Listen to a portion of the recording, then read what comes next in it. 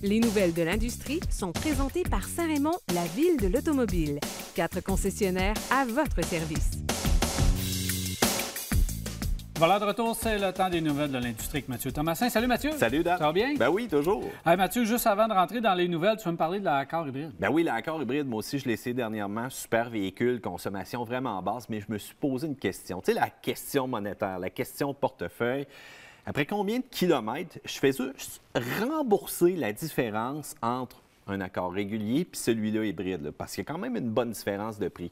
Fait que juste en kilomètres, Dan, vas-y avec un guess. Ah, c'est plusieurs dizaines de milliers de kilomètres. On s'approche du 100 000.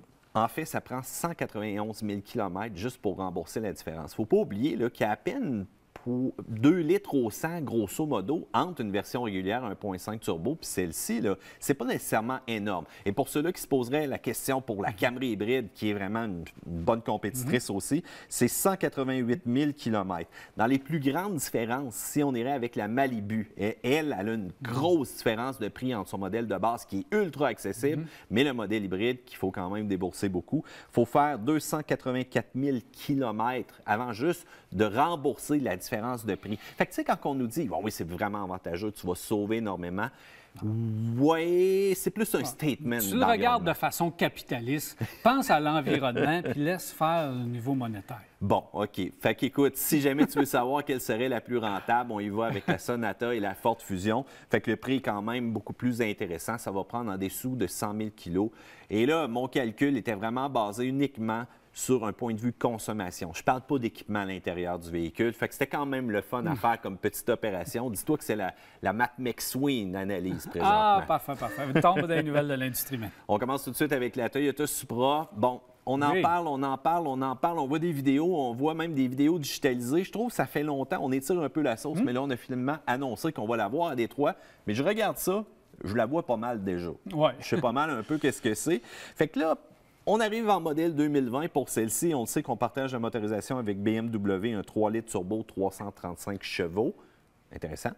Ah oui, très intéressant comme motorisation. Et pas juste le moteur, parce que la conception est pas mal BMW. Et oui, et Toyota nous a promis qu'on va avoir une expérience exceptionnelle avec ce véhicule-là, tant au niveau de la performance, mais surtout du comportement routier.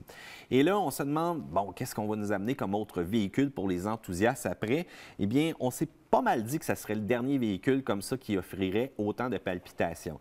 Mais là, je suis comme inquiet pour une chose, le prix de ce véhicule-là. Combien ça va coûter? Parce que là, il y a des rumeurs qui courent présentement que ça va coûter quand même très cher. Fait qu'on va-tu arriver à compétitionner ou encore on va avoir un super beau modèle intéressant qui ne bougera pas? Mathieu, historiquement, les partages de plateformes comme ça, ce n'est pas des véhicules qu'on veut faire du gros volume. Regarde Subaru, par exemple. Hein? On le partage avec Toyota. Oui, là. mais tellement le fun à la conduite. On voit, oui, c'est le fun. Ça va être le fun à la conduite aussi. Sauf qu'on ne veut pas faire du gros volume avec ces véhicules-là. C'est un véhicule à image. À venir jusqu'à maintenant, ça risque d'être une belle voiture. Oui. Est-ce que ça va être spectaculaire? J'en doute. L'intérieur, j'espère qu'on va s'amuser un peu puis qu'on n'aura pas l'intérieur intégral de chez BMW. Non, il faudrait Donc, pas. il va falloir essayer de voir. Au niveau du style, on le regarde. On ne voit pas une grosse différence. Là. On ne voit pas une révolution dans le marché, dans l'industrie automobile. La Supra, lorsqu'elle est arrivée, début des années 80, c'était une révolution. Oui. Alors, en 93, c'est encore un char mythique. Déjà, là. je peux te dire qu'on ne refera pas cette... on n'aura pas le même succès avec cette voiture-là qu'on a eu à l'époque. Est-ce que ça va continuer la lignée? J'ai hâte de voir. Mais à tout le moins, c'est une voiture sport, c'est une voiture à image chez Toyota. Puis on a besoin de ça dans la voiture sportive. On l'a fait du côté de chez Lexus. Moi, j'aurais pensé qu'on aurait été puisé du côté de chez Lexus pour amener la Supra du côté de chez Toyota. On a décidé d'y aller autrement. Alors, j'ai hâte de voir. J'espère que ça ne leur pètera pas d'en face. C'est un beau coup de poker. On va voir comment ça va tourner. La première va être donnée à l'Encan pour une œuvre caritative, une œuvre de charité. Dans le fond, j'ai hâte de voir qu'est-ce que ça va donner aussi, quel prix qu'on va aller chercher avec ce véhicule-là, voir si les gens qui tripaient sur la mythique Supra des années 93, turbo compressé, vont se lancer dans cette aventure-là. Mais tu sais, on se lance dans le haut de gamme, on va compétitionner le haut de gamme, mais On n'aura pas plus de puissance qu'une Mustang, on n'aura pas plus de puissance d'une Camaro, on n'aura pas plus de puissance qu'une Corvette, loin de là. D'où mon inquiétude pour le prix. C'est ça. Il faudra qu'elle soit abordable. Parfait, Dan, je te ramène avec Tesla. Et là, tu le sais, on en entend parler de tout bord, tout côté. On a fait des annonces financières dernièrement. Mais là, le journal, le Wall Street Journal mentionne que le FBI enquêterait à savoir si on n'a pas floué un peu les investisseurs avec les chiffres au niveau de la production, si on n'aurait pas fait de belles promesses et si on ne manipulerait pas tout ça. Fait que j'ai hâte de voir ce que ça va donner. Les actions vont mieux que jamais et on a annoncé un bénéfice meilleur que jamais présentement. Le mouvement on a annoncé un bénéfice qu'on n'avait jamais annoncé. Exactement. Mais écoute, avec le mouvement aussi qu'Elon a eu, ceux-là qui ont acheté l'action quand ça avait descendu, s'ils ont repris des options pour en acheter aujourd'hui, avec le prix qu'on est rendu là, ils ont fait de l'argent en tabarouette présentement. Donc, est-ce qu'on a un vent de fraîcheur chez Tesla?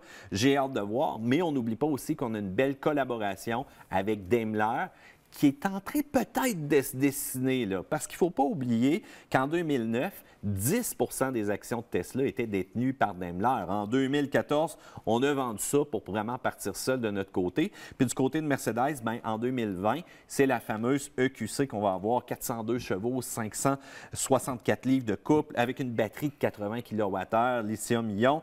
L'intérieur est de qualité. Et là, ce qui est impressionnant, c'est ce que vraiment Dieter Zetsche qui a annoncé au Salon de l'Auto Paris, qui dit une collaboration avec Tesla peut être envisagée. Oh. C'est écrit dans le ciel. On ne sait pas c'est qui. Va-tu être Daimler? Ça va-tu être Toyota? On sait que Toyota était intéressé. Au début, il y avait pas mal d'actions dans Tesla, au tout début. Alors, ils ont quitté le navire. On parle de Toyota qui revient? Il y a d'autres manufacturiers aussi qui les regardent aller. Et là, si on commence à annoncer des profits, c'est certain qu'il y a un majeur qui va prendre le contrôle de Tesla. Et ça va être pour le bien. M. Musk a fait des miracles. Il a même révolutionné. Il ne faut pas se cacher, là. Il a mis de la pression sur l'industrie automobile au complet, à faire le tournant électrique. Il a gagné son pari. Là, c'est peut-être rendu trop gros pour lui, pour ses capacités. Donc, il faut arriver avec une grosse machine en arrière. Du monde, Dan, en disant ça du roi Elon? Bien, moi, je pense que là, il est rendu au bout. Puis là, c'est le temps qu'une compagnie majeure, avec des installations majeures, qui sont mondiales, une administration aussi de business, pas nécessairement dans les réseaux sociaux comme on a vu avec des déclarations qui peuvent être extrêmement incendiaires. Tant mieux, ça va bien présentement. Moi, je l'ai dit, j'en vois des Tesla Model 3 rouler là, présentement à Québec. Je suis content de voir ça, sauf que encore une fois, je m'inquiète un petit peu pour le portefeuille de ces gens-là.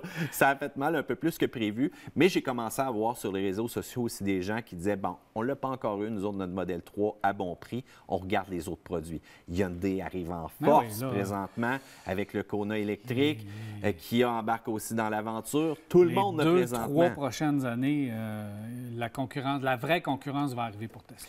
Bon, parlons-en justement de Hyundai et de Kia. On annonce les toits qui vont devenir littéralement des panneaux solaires et on veut mettre ça très rapidement en place en 2019 avec vraiment des designs transparents. Et rappelle-toi, qui nous avait parlé aussi de panneaux solaires dans le passé, que ça devait déjà être en place, mais que ça ne l'est pas? Audi? Audi nous avait parlé de ça, effectivement.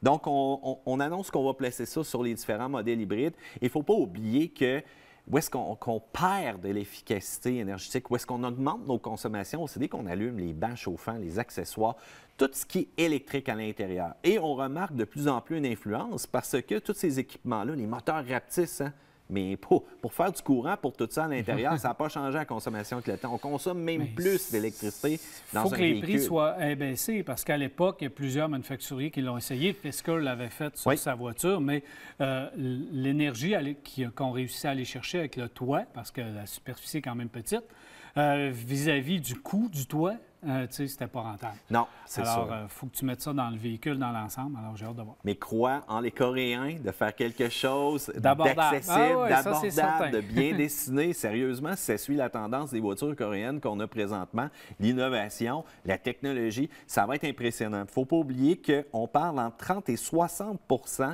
de recharge qu'on pourrait avoir à l'intérieur de la batterie grâce à ce panneau solaire-là. J'ai hâte de voir. Ça dépend de la grosseur. Là, ça serait plus vite quasiment qu'une recharge régulière.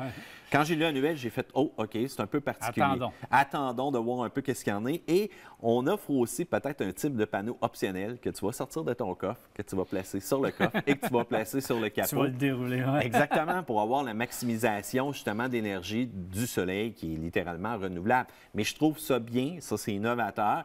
Puis moi, écoute, j'ai un véhicule qui ne roule pas vraiment pendant la semaine. S'il y avait une grosse batterie, puis je pense d'après moi qu'il serait rechargé à 100 quand je viendrais pour le reprendre à la fin de la semaine. Ça serait intéressant. Fait que moi, je te dirais, on va voir cependant le développement, on va voir aussi comment ça va réagir dans nos climats présentement ici. Tu le sais qu'avec à peine quelques centimètres de neige sur une voiture, on perd de la luminosité. Donc, Dan, écoute, question de te laisser dans l'esprit des véhicules électriques. Je t'invite à regarder un petit vidéo intéressant. Premièrement, à cause du design des nouvelles Formule 1, mais à chaque année, on fait une vidéo de la sonorité de ces véhicules-là. Il y en a que c'est impressionnant, mais je dois avouer que ça ne vaut pas nécessairement le bon vieux son des V8 qu'on avait dans le temps. Merci, Mathieu. Ça fait plaisir.